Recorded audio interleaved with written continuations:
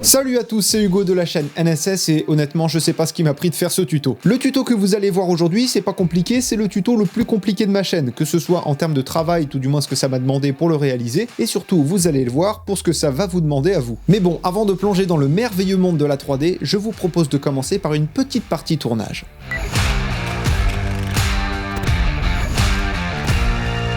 Vous avez peut-être déjà vu sur internet des vidéos de gens qui se prennent des coups de jus, alors pas des châtaignes, des bons coups de jus, et vous avez dû remarquer, ou même si vous en êtes déjà pris, que votre corps se raidit immédiatement, il se tend sous le fait de l'électricité, c'est l'électricité qui fait contracter tous les muscles très fort d'un coup, c'est d'ailleurs souvent pour ça qu'au cinéma, quand quelqu'un se prend une décharge au niveau d'un compteur, il part de manière forte en arrière, c'est pas tant le choc de l'électricité provenant du compteur qui crée cette réaction, mais c'est le fait que les jambes se tendent immédiatement, et donc du coup ça envoie une grosse impulsion, et la personne part rapidement en arrière. Bien évidemment, c'est une possibilité, mais c'est pas la seule. Bref, surtout ce que je veux que vous compreniez, c'est que lorsque l'électricité va vous traverser, vous devez vous raidir. Vous ne devez quasiment être plus capable de faire la moindre action, puisque, encore une fois, vous serez tout raide. Alors, à ce moment-là, vous avez deux possibilités. Soit vous restez raide et vous tombez comme un piquet, comme quand vous lâchez un balai, le balai fait un mouvement de rotation, il ne s'écroule pas sur lui-même, tout simplement parce qu'il est raide, donc il va faire une rotation avec pour axe de rotation sa base, qui touche le sol, et donc vous allez pouvoir faire un petit peu pareil, ou alors sinon vous faites deux prises, une première prise où vous vous prenez un coup de jus, alors vous êtes tout raide, vous faites une tête pas possible, et ensuite une fois que vous avez tourné cette prise là,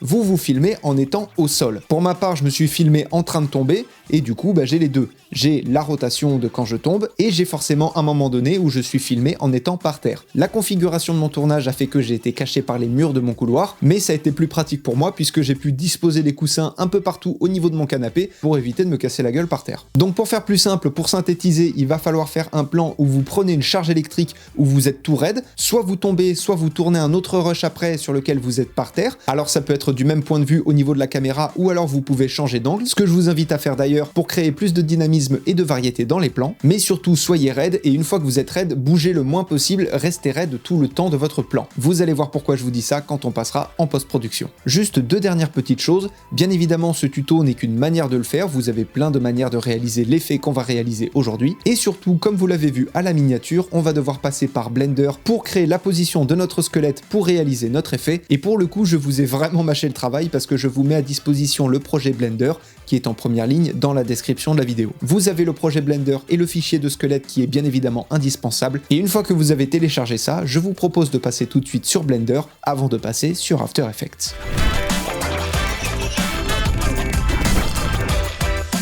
Petite information avant de commencer, pour ma part c'est ma première vraie utilisation de Blender, donc je ne suis pas autant expert sur Blender que sur Premiere Pro ou sur After Effects, donc si j'ai des professionnels de ce logiciel dans ma communauté, n'hésitez pas à vous manifester pour donner des petits conseils à la communauté ou à moi, ça fera toujours plaisir. Et bien évidemment pour suivre ce tuto vous n'avez absolument pas besoin de connaître le logiciel, je vais vous montrer tous les outils et les petites techniques dont vous allez avoir besoin pour ce tuto, mais rassurez-vous c'est très simple et puis je garde la même pédagogie que d'habitude. Donc comme je vous l'ai dit en introduction, vous avez téléchargé le projet qui est en première ligne dans la description de la vidéo, et une fois que vous avez téléchargé le projet, quand vous allez ouvrir Blender, alors vous ne tomberez évidemment pas directement sur le squelette, mais sur un cube, et pour avoir donc le squelette, vous allez aller dans Fichier, vous allez cliquer sur Ouvrir, donc pour rechercher le fichier dans votre ordinateur, et vous allez ouvrir le projet dans Blender. C'est exactement le même principe que sur n'importe quel logiciel. Et donc une fois que vous avez ouvert le projet, vous arrivez là-dessus, sur un squelette qui est pas hyper détaillé, mais pour l'effet d'aujourd'hui, on n'en aura pas besoin. Le squelette, on ne va le voir que quelques images, et en plus avec les effets d'électricité, comme vous l'avez vu en introduction, on n'aura pas le temps de voir les détails, etc. Donc ça, c'est vraiment pas très important. Avant de commencer, petite présentation de quelques outils qui vont être intéressants. Ici, vous avez la caméra 3D, donc qui va vous permettre de déplacer la caméra dans toutes les directions possibles et inimaginables, sur l'axe X, Y et Z. C'est vraiment pas très compliqué à prendre en main, mais bien évidemment, si vous avez besoin d'un petit peu de pratique, prenez le temps qu'il vous faut. Juste ici, vous avez une main qui va être une caméra en 2 dimensions cette fois-ci. Vous allez vous déplacer uniquement sur l'axe X et l'axe Y. Vous n'allez pas avoir d'axe de profondeur. Si vous voulez changer l'axe de profondeur, il faut changer la caméra et à ce moment-là, vous vous déplacez autrement. Bien évidemment, avec la molette, vous pouvez zoomer. Ça, je pense que c'est accessible à tous. C'est pas très compliqué. Et enfin, avec le pavé numérique de votre clavier, vous avez différents points de vue. Si vous appuyez sur la touche 1, vous allez avoir un point de vue de face. Et cette touche-là, on va l'utiliser beaucoup aujourd'hui puisque c'est bien évidemment ce point de vue-là qui va le plus nous servir. Si vous appuyez sur la touche numéro 3, ça vous affiche le profil gauche du squelette, donc son profil gauche à lui. Si vous appuyez sur les touches 4 ou 6, ça va vous faire tourner ou vers la gauche ou vers la droite, selon ce que vous aurez choisi. La touche 2 et 8 va vous permettre de faire tourner votre squelette verticalement, mais ça pour le coup, vous n'en aurez pas vraiment besoin aujourd'hui. Vous allez surtout avoir besoin donc de la touche 1 pour la vue de face, de la touche 3 pour la vue de côté. La touche 9 vous sert à inverser la vue, donc pour passer d'un côté à un autre. Ça marche quand vous êtes sur le côté, mais ça marche aussi quand vous êtes de face. Et bien évidemment, les touches classiques pour tourner, donc 4 et 6, mais je pense que ce sera quand même plus simple d'utiliser la caméra 3D. Vous avez peut-être remarqué quelque chose, mais au niveau des os, on va avoir des formes comme ça, des genres de cônes. C'est simplement l'armature de notre squelette, c'est ce qui va nous permettre de l'articuler. Il y en a un petit peu partout, dans les jambes, dans les doigts, dans la tête, etc. Et pour vous donner un petit exemple, si je sélectionne celui qui est en haut du bras, on va avoir une sphère comme ça, mais ne vous inquiétez pas, je vais revenir après pour détailler. Et en bougeant un des axes de cet os, on va pouvoir déplacer le bras et bien évidemment déplacer tout ce qui va avec, donc bras, avant-bras, la main, les doigts, etc., etc.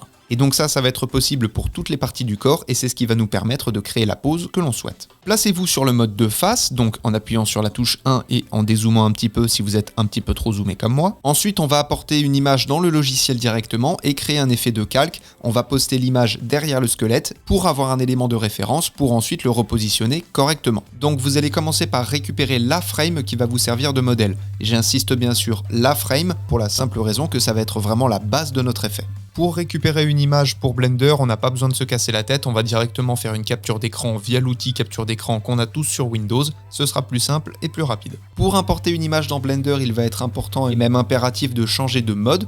Là actuellement je suis en mode pose, le mode pose c'est le mode qui me permet de changer la pose de mon squelette, tout simplement, et donc on va se mettre en mode objet.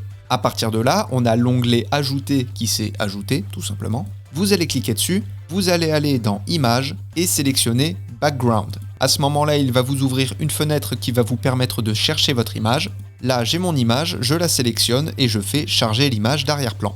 Quand vous allez importer l'image, elle risque peut-être d'être trop petite par rapport à votre squelette, et vous noterez d'ailleurs qu'elle est apparue à l'endroit où il y a le curseur. Le curseur, c'est ce petit rond rouge et blanc, mais avec l'outil sélection, comme vous le voyez juste ici, quand je vais passer sur mon image, les contours vont se mettre en jaune, et à ce moment-là, je vais pouvoir agrandir sa taille, et surtout pouvoir venir la replacer. Pour replacer un objet, c'est pas compliqué, vous le sélectionnez, donc là actuellement c'est sélectionné, vous maintenez la touche G, et là vous allez pouvoir le bouger comme vous voulez. Une fois que vous l'avez placé au bon endroit, vous n'avez qu'à cliquer pour relâcher l'image, et là pour ma part elle n'est pas encore à la bonne taille, donc je vais continuer de la recadrer. Voilà, là ça me paraît plutôt pas mal. Ensuite, on va venir replacer notre squelette sur notre personnage. Alors, on va faire quelques petits réglages rapides avant de passer à cette étape. Premièrement, personnellement, je trouve qu'on n'y voit pas très bien avec la grille et encore moins avec le squelette. Donc on va d'une part enlever la grille, puisqu'on va avoir besoin de l'enlever de toute façon à un moment donné pour la suite du tuto, et on va réduire un petit peu l'opacité de notre squelette. Pour enlever la grille, c'est très simple. En haut de votre écran, vous avez ce petit icône là, vous allez le développer et décocher la case grille. Ça, c'est la première étape. Et ensuite, juste ici, vous avez 4 petites boules. Vous allez également développer cet onglet et cocher la case Rayon X. Donc on va voir au travers de notre squelette. Ensuite, on va repasser sur le mode pose. Donc en haut à gauche de votre écran, vous passez du mode objet au mode pose. Donc là, vous allez avoir votre armature qui va ressortir beaucoup mieux par rapport à votre squelette. Et maintenant, on va pouvoir replacer tout ça correctement. Pour le coup, en principe, il n'y a qu'un seul outil que vous allez avoir besoin d'utiliser. C'est l'outil que j'ai sélectionné personnellement, qui est l'outil tourner. L'outil tourner, qu'est-ce que ça nous fait? Quand on sélectionne un élément, comme je vous l'ai montré tout à l'heure, ça va nous mettre les différents axes et on va pouvoir modifier l'orientation des membres pour créer la pose que l'on souhaite. Alors si vous avez des axes qui sont comme ça, qui représentent une ligne droite et qui donc techniquement sont impossibles à modifier de manière circulaire, vous allez le sélectionner et là vous allez avoir un petit curseur qui s'affiche qui va vous permettre d'avoir cet effet de rotation et donc de modifier l'axe X et l'axe Z même s'ils apparaissent à plat dans notre sphère de rotation. Alors dit comme ça, bien évidemment, c'est un petit peu compliqué, mais quand vous avez la pratique, tout de suite, c'est beaucoup plus simple. Et donc là, pour le coup, vous allez avoir besoin de faire appel à vos connaissances au niveau du corps humain, donc comment est-ce que ça marche, qu'est-ce qui se déplace en premier, etc. Par exemple, si je déplace l'os de la cuisse au niveau du bassin, bien évidemment, toute la jambe va bouger, alors que si je fais une rotation au niveau du genou, bien évidemment, c'est tout ce qui va se trouver en dessous qui va bouger, et pas ce qui va se trouver au-dessus. Petit conseil, placez d'abord votre bassin, donc comme je vous l'ai dit, vous passez du mode pose au mode objet vous sélectionnez votre objet, vous appuyez sur G et là vous allez pouvoir le replacer au bon endroit. Une fois le bassin bien placé, vous repassez du mode objet au mode pose. Vous sélectionnez votre outil tourner, vous sélectionnez la base du bassin, donc juste ici, et là vous allez le tourner par rapport à l'inclinaison de votre personnage. Bon, personnellement je l'ai placé un petit peu trop sur la gauche, donc je vais retourner dans le mode objet, le redéplacer au bon endroit, et là mon bassin est bien placé. Je repasse en mode pause et à ce moment-là, je vais pouvoir bouger les autres éléments. Donc là, je bouge ma cuisse. Ensuite, je sélectionne le mollet et je le place correctement. Et ensuite, je sélectionne l'os du pied que je vais incliner un petit peu vers le bas et tourner un petit peu vers la gauche. Je vais descendre un petit peu l'image pour que vous y voyez aussi bien que moi. Voilà, là, la position de mon pied est pas trop mal. Et si je déplace ma caméra en 3D, on voit que mon pied a une position qui est correcte pour un pied. Il n'est pas en train de partir complètement à l'opposé. Donc là-dessus, on est tranquille. Et je peux repasser en caméra numéro 1.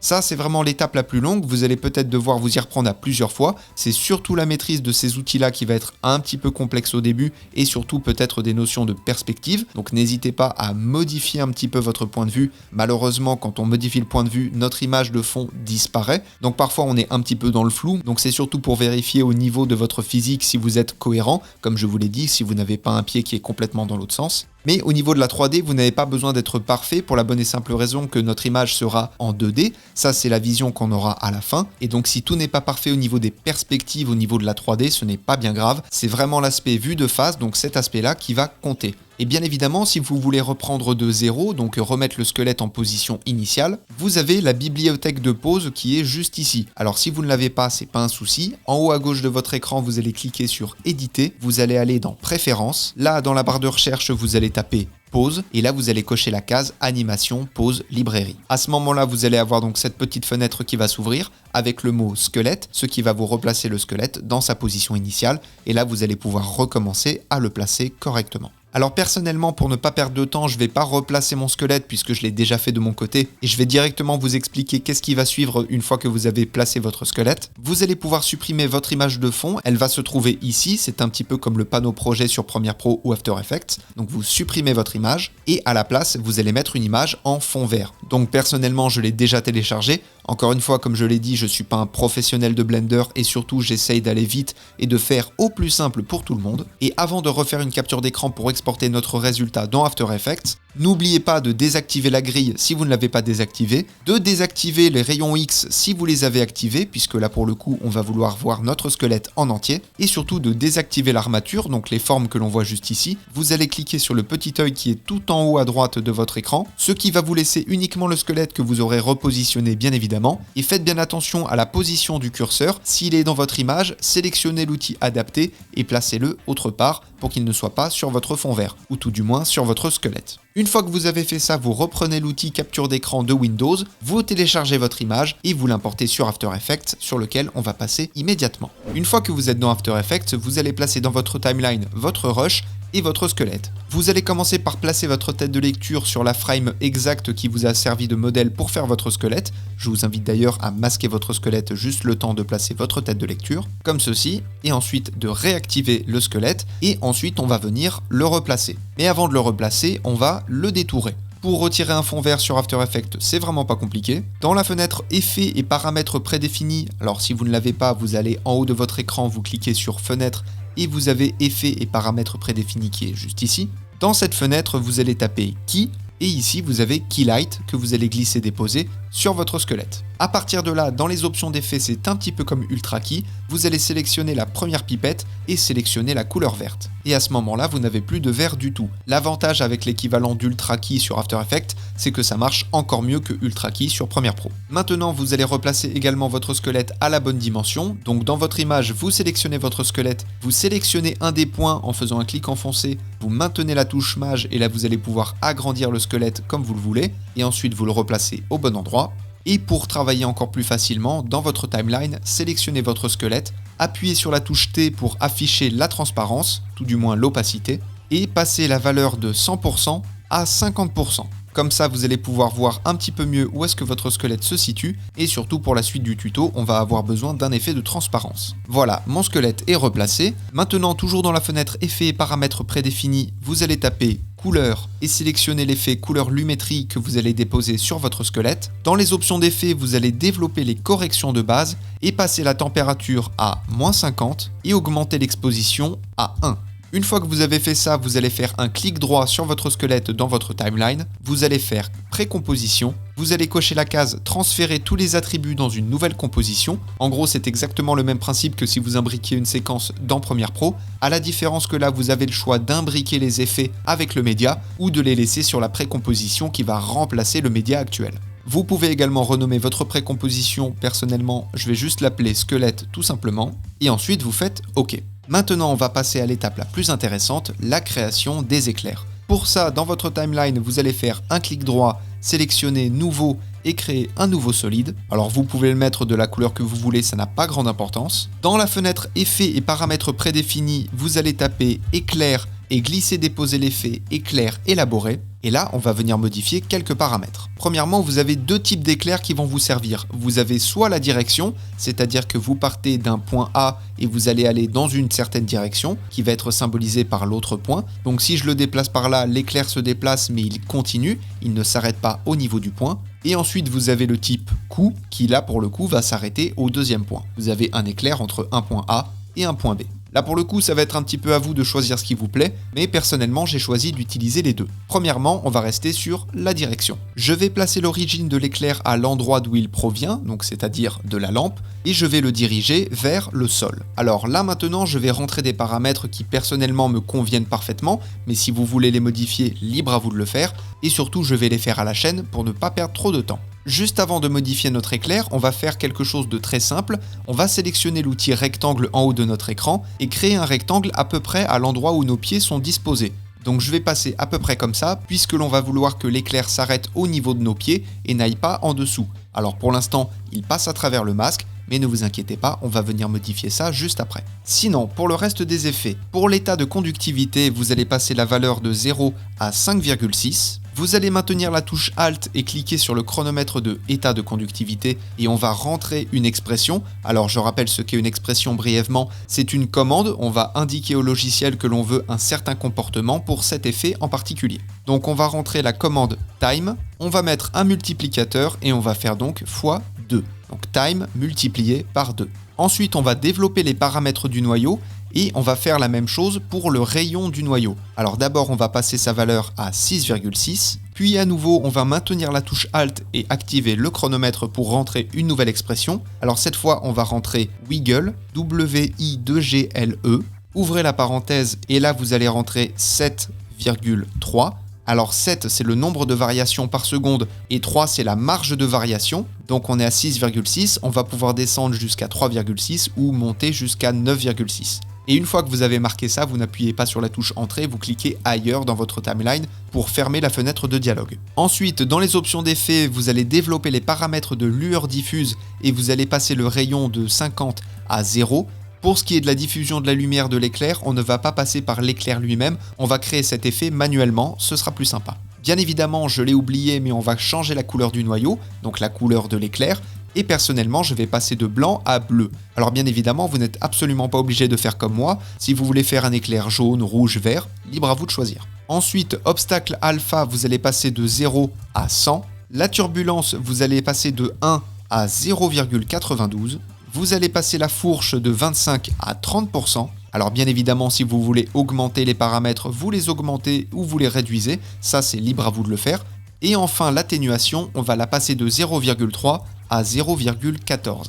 Et là, comme vous le voyez, comme je vous l'ai dit, l'éclair s'arrête au niveau de mes pieds, donc au niveau du masque que j'ai créé. Mais ne vous inquiétez pas, on n'a pas fini, on va encore modifier pas mal de choses. Pour la complexité, on va passer de 6 à 7. Pour la distance minimum, on va passer de 64 à 239. Le seuil d'arrêt, on va le passer de 100% à 5%. Et l'assèchement du noyau, on va le passer de 0% à 38%. Donc ce que l'on a fait, c'est qu'on a réduit l'impact de l'éclair, on a réduit sa puissance, tant au niveau global que surtout sur sa fin, sur son arrivée au niveau du masque. Une fois que vous avez fait ça, dans votre timeline, vous allez faire un clic droit sur votre solide, vous allez faire précomposition, vous sélectionnez à nouveau transférer tous les attributs et là vous allez renommer votre précomposition éclair 1 et vous faites OK. Cette étape-là, vous allez la faire plusieurs fois, entre 2 et 4 fois selon le nombre d'éclairs que vous voulez ajouter. Alors bien évidemment, si vous voulez en mettre beaucoup plus, libre à vous de le faire. Mais croyez-moi, vous n'avez pas besoin d'en rajouter plus. Personnellement, j'en ai mis 3, un qui va vers le sol, un qui va vers la tête et un qui va un petit peu dans le corps. Comme je vous l'ai dit, j'en ai rajouté 2. Celui qui va dans la tête, c'est un par coup. Donc comme je vous l'ai dit, d'un point A à un point B.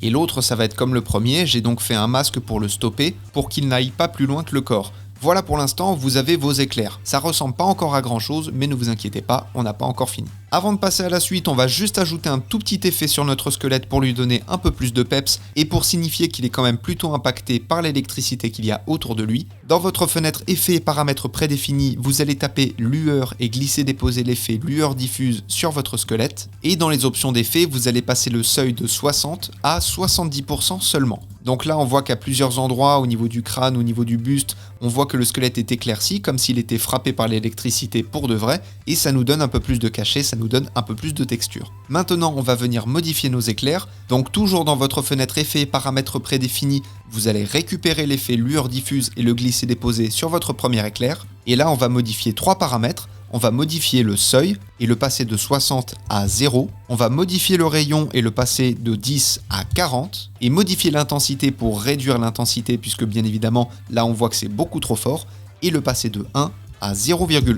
Une fois que vous avez fait ça, vous pouvez cliquer sur la petite flèche pour réduire l'effet et faire CTRL D pour le dupliquer. Et sur le deuxième, on va modifier uniquement le rayon et le passer de 40 à 120. On le réduit à nouveau et on le duplique encore une fois et on va passer son rayon de 120 à 300. Comme vous le voyez actuellement, on a bel et bien notre effet de lueur mais ça prend beaucoup trop de place, donc on va rajouter quelques effets pour l'atténuer.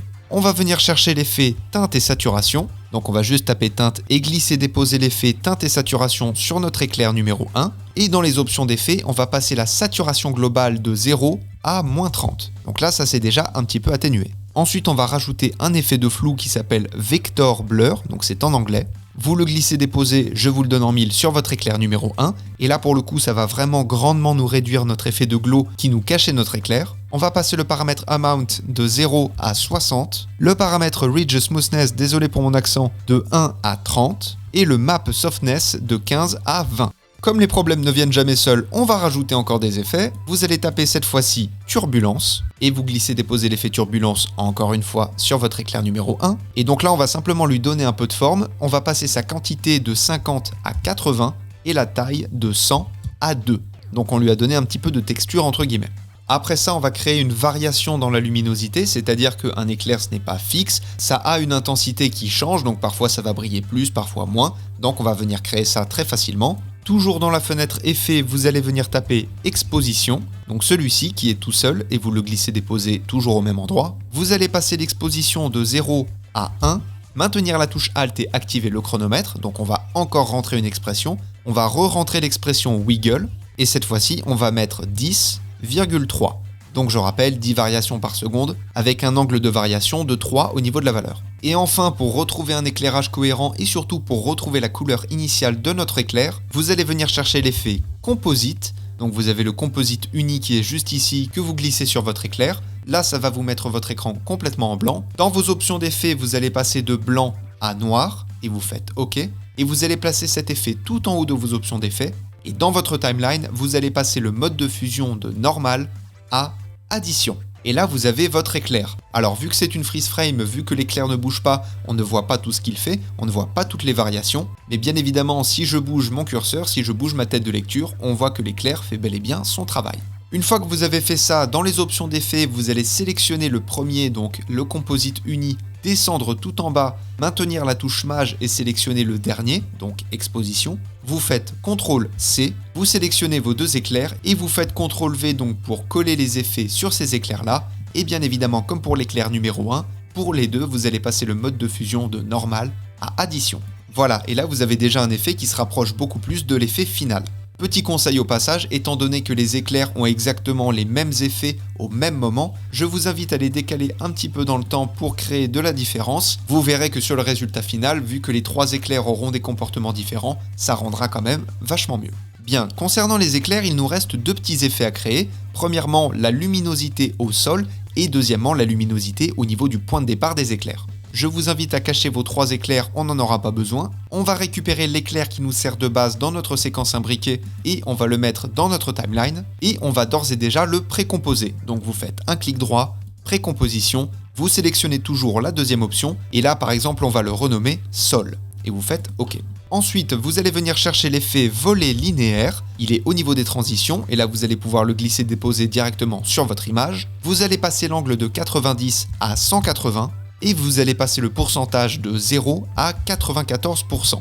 Alors là, actuellement, on ne voit pas très bien ce qui s'est passé, donc je vais cacher les autres rushs, on ne va garder que l'éclair. Et là, comme on le voit, il ne nous reste que les points d'impact au sol. Alors pour ma part, j'ai rentré 94%, mais peut-être que pour vous, ce sera un petit peu plus ou un petit peu moins. Mais l'idée, c'est de vraiment garder un tout petit point comme ça, vraiment le minimum du minimum, mais on va venir l'amplifier, évidemment. Pour venir amplifier tout ça, dans votre fenêtre effet, vous allez venir taper flou.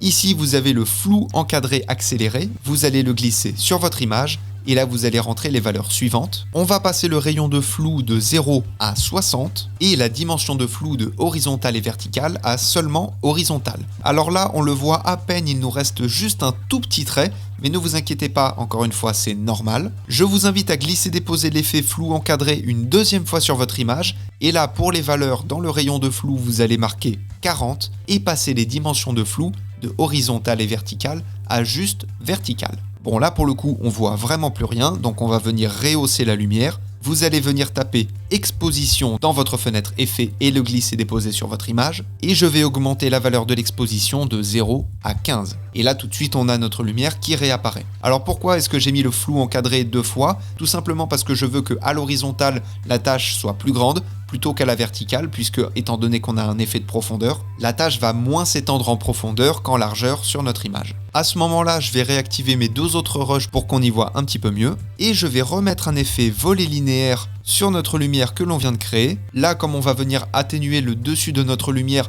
on va mettre un pourcentage 1 ou 2% en dessous de ce que l'on a mis au début. Donc pour ma part, je vais passer de 0 à 92. Je vais passer l'angle de 90 à 180. Donc là, comme on le voit, on a une coupure très nette. Et je vais passer les contours progressifs de 0 à 50. Et là, on a notre effet au sol. Alors bien évidemment, je vous vois venir, ce n'est pas un effet très poussé, très réaliste, je suis d'accord, et ce pour la bonne et simple raison que comme l'éclair, on ne va le voir que quelques images, on n'a pas besoin de faire un truc ultra poussé où on a le temps de s'attarder sur les détails. Je vais réactiver mes autres éclairs, et maintenant, il ne nous reste qu'une seule chose à créer, ça va être la source des éclairs. Donc je vais reprendre à nouveau mon éclair de base et le mettre dans ma timeline, je vais le mettre tout en haut bien évidemment. Je fais un clic droit dessus, je le précompose à nouveau et cette fois-ci je vais le renommer source. Je fais OK. On va mettre à nouveau le volet linéaire sur notre image et garder encore une fois un tout petit bout de notre éclair. Donc cette fois je vais mettre la valeur de l'angle à 0 et je vais rentrer par exemple 70% puisque de ce côté-là l'éclair est beaucoup plus loin du bord que sa fin. La fin est beaucoup plus proche du bord comme on l'a vu, c'est pour ça qu'on a pu rentrer une valeur de 94%. Et là comme on est vachement plus loin, 70 ça suffit amplement. À nouveau dans notre fenêtre effet, on va à nouveau venir chercher l'effet composite uni et venir le glisser déposer sur notre image. Donc on a à nouveau notre écran blanc que l'on va passer en noir. Donc là pour le coup on peut bien voir notre petit point bleu et on va donc passer notre précomposition de normal à addition.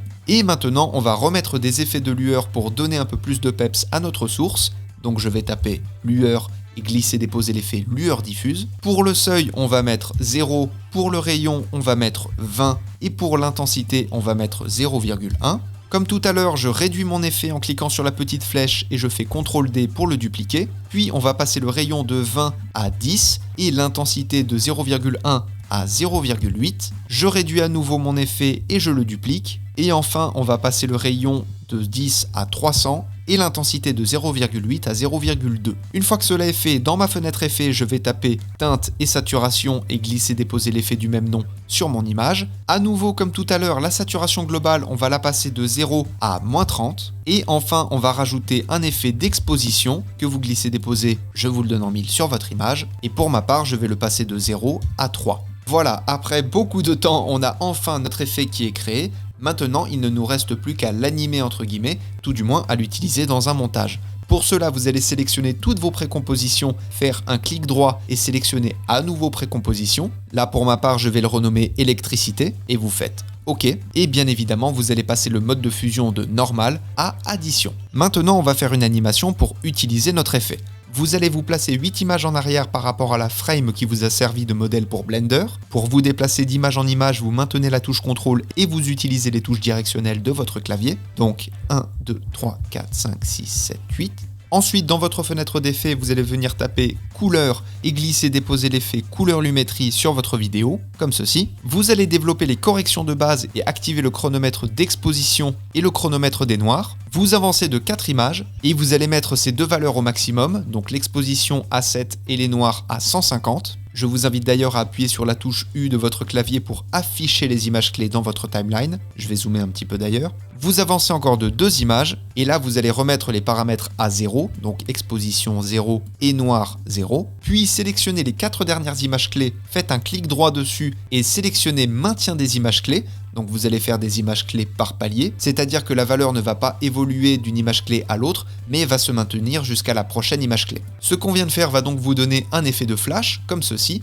Bien évidemment, là je vous le montre image par image, mais quand on va lancer la vidéo, vous allez voir que ça rend déjà beaucoup mieux. En vous déplaçant entre les images clés avec la touche J et K, J étant pour aller vers la gauche et K étant pour aller vers la droite, placez-vous sur les 2 dernières images, sélectionnez la précomposition qui contient tout votre effet et faites CTRL-MAJ-D. Donc vous allez faire un cut de votre précomposition et vous pouvez supprimer tout ce qu'il y a avant votre tête de lecture. À partir de là, vous allez faire durer votre effet une quinzaine d'images et à ce moment-là, vous pouvez refaire comme tout à l'heure, donc CTRL-MAJ-D pour faire un cut sur votre précomposition et supprimer tout ce qu'il y a après la tête de lecture. On n'en aura pas besoin. Maintenant, placez-vous sur l'image qui vous a servi encore une fois de modèle pour Blender et là, on va modifier la position de notre squelette pour lui faire suivre les mouvements de notre personnage. Alors à ce moment-là, vous avez 3 techniques qui s'offrent à vous. Soit vous utilisez les effets de transformation, donc position, rotation, etc.